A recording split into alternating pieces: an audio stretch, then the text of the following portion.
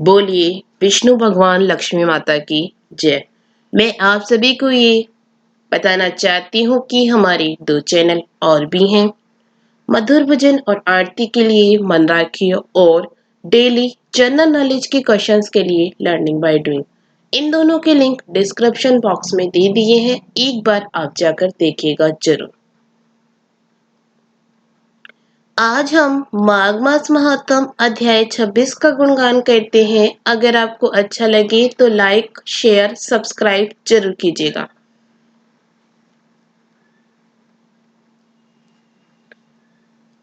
पथिक कहने लगा कि हे प्रेत, तुमने सारस की वचन किस प्रकार और क्या सुने थे, सो कृपा करके कहिए।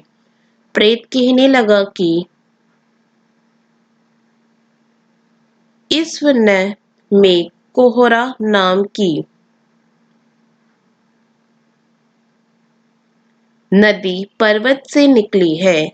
मैं घूमता घूमता उस नदी के किनारे पहुंचा और थकावट दूर करने के लिए वहां पर ठहर गया।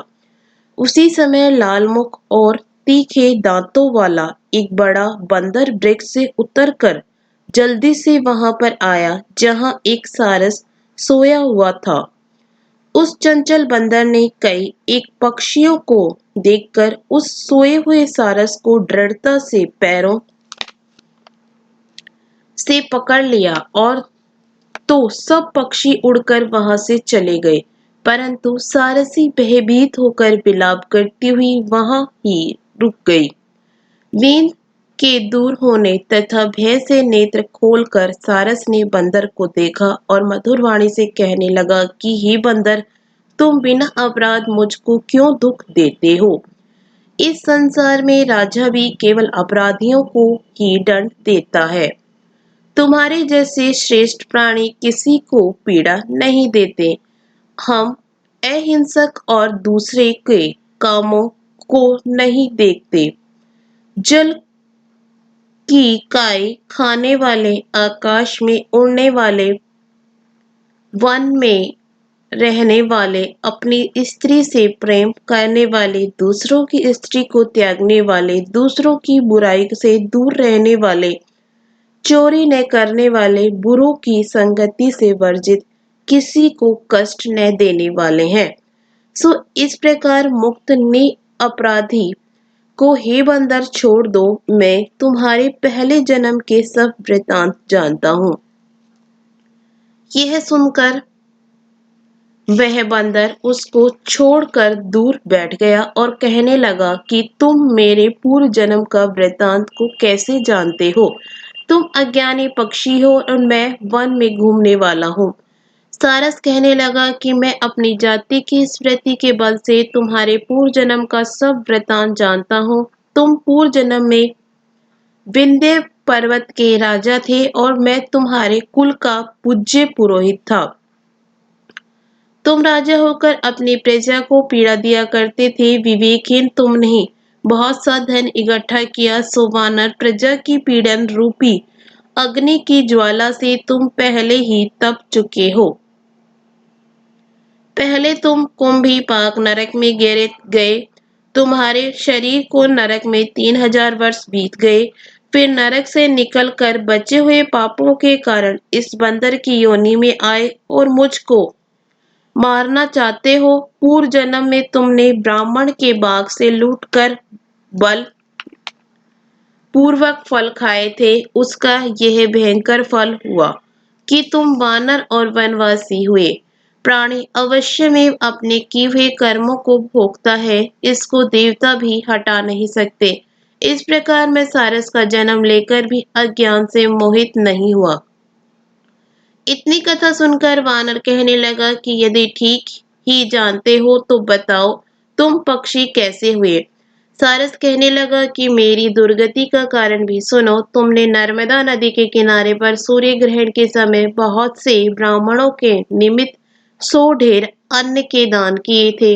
मैंने पुरोहिताई के मद से थोड़ा सा ब्राह्मणों को दिया और बाकी सब मैं आप हर ले गया।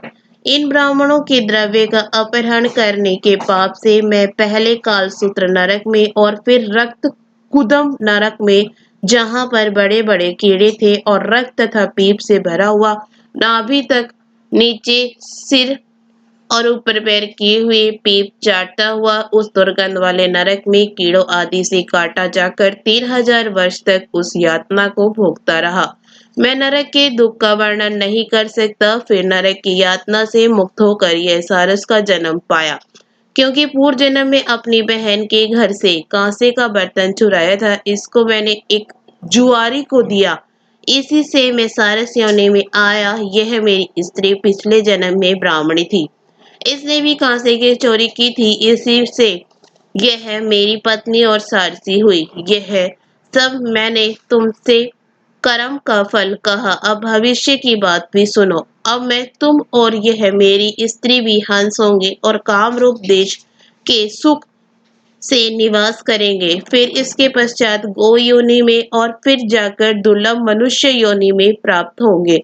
इसमें मनुष्य पाप और पुण्य दोनों ही कर सकता है। इस प्रकार शिव की माया से यह सारा जगत मोह को प्राप्त होता है। न केवल हम ही, परंतु इस संसार के सभी जीव प्रवृत्ति मार्ग में फंसकर अच्छे और बुरे कर्म करते और उनका फल भोगते हैं।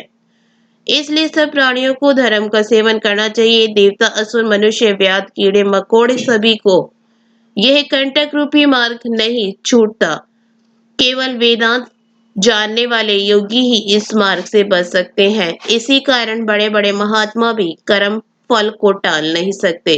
उपाय से तथा बुद्धि से कोई भी इसको नहीं बदल सकता। तुम पहले राजा थे, फिर नरक में गए, अब बंदर की योनि में वन वन में फिरते हो और फिर भी ऐसा ही जन्म पाओगे। ऐसा विचार कर आनंद पूर्वक और धैर्य धर कर विचरते हुए काल की प्रतीक्षा करो। तब वानर ने कहा कि पहले जन्म में मैं तुम्हारी पूजा करता था, अब तुम मुझको प्रणाम करते हो। तुम जाति के स्मरण से मेरे पूर्व जन्म के वृतांत को जानते हो, सो आनंद पूर्वक रहो। तुम्हारा कल्याण हो। तुम्हारे वचनों को सुनकर मैं मोह रहित होकर वन में विचरूंगा। प्रेत कहने लगा कि हे पथिक, मैंने नदी के तट पर बंदर और सारस का संवाद सुना, तब मुझ को बोध हुआ और मोह का शोक का नाश हुआ। इसके साथ ही 26वां अध्याय समाप्त हुआ।